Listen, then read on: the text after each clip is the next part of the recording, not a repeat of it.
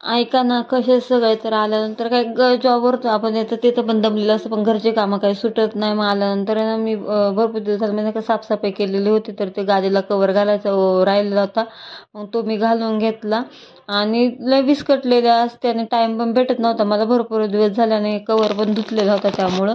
मग ते कवर वगैरे घालून मी ना पटपट त्याच्यावरती ना गादी हे की चादर हातरली आणि त्याच्यात माझं नख पण तुटलं होतं. काय सांगणार आहे, दशाच वेगळे. आणि घरी आल्यानंतर कामाचा एवढा कंटाळा येतो ना कामावून आल्यानंतर, पण तरी पण काही विलाज नाही, करावंच लागतं. मग मी गादीवरची आहे ना चादर वगैरे व्यवस्थित फोल्ड वगैरे करून घेतली आणि एकटीला जमत पण नाही, तरी पण म्हटलं चला फोल्ड वगैरे करून घेतली आणि ते व्यवस्थित अशी सगळ्या आड्याघड्या सगळं काढून घेतलं. आणि आजकाल आहे ना मी शिव्या खायची जरा जास्तच कामं करते, माहीत नाही का, पण मला आहे ना थंडीमुळे का काय ना, थंडीचं वातावरण सगळीकडे चालू असतं, त्यामुळं सकाळी काय झालं म्हणजे रात्री मी सकाळी रात्री विचार करून झोपले मी सकाळी लवकर उठून डब्बा बनवायला.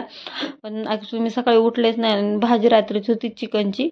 मला फक्त भाकरी करायची होती, ते पण मला जागच नाही आली. डायरेक्ट 6:45 वाजता जाग आली. त्यामुळे मग मी पटापट पटापट अशी आहे ना भाकरी करायला घेतल्या आणि भाकरी पटापट करून घेतल्या, कारण की माहीत नाही का थंडीमुळे जाग येत नाही का, मला झोपायला लेट होते. पण काहीतरी प्रॉब्लेम आहे, पण मला मी शिव्या खायची नक्की कामं करणार आहे असं मला वाटतं आणि मी खाते पण शिव्या, कारण की मला म्हणजे नाही का काय हे मला उठवतच नाही आहे थंडीमध्ये. त्यानंतर पटापट अशा ना भाकरी करून घेतल्या, कारण की खूपच टाईम झाला होता मला परत माझं पण उरकायचं होतं कामाला जायला. तर मी पहिली भाकर टाकली, तोपर्यंत दुसरीने छोटी भाकर करून घेतली, कारण की मला तर डब्बा न्यायचा नव्हता, कारण की मी डब्याला दुसरं काहीतरी नेणार होते.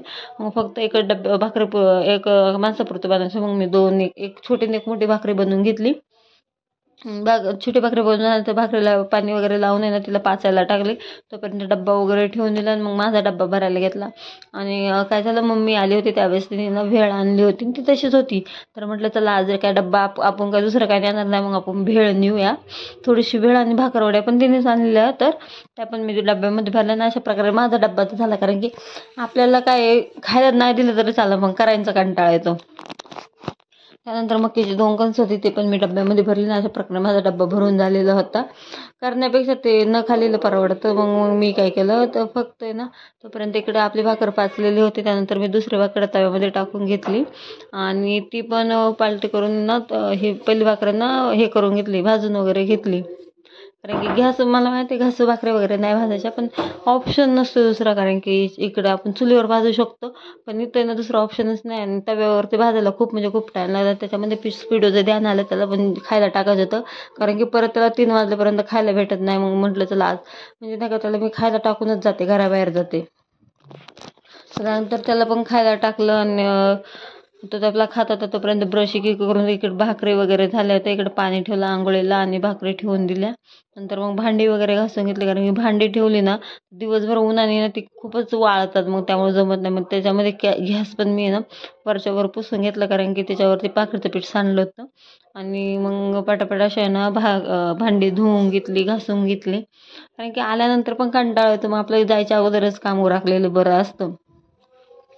त्याच्याप्रमाणे मी सगळी भांडी आहे ना सकाळची घासून वगैरे जाते, कारण की परत आल्यानंतर खूप म्हणजे खूपच कंटाळा पण येतो आणि हे पण टाईम पण नसतो संध्याकाळचा.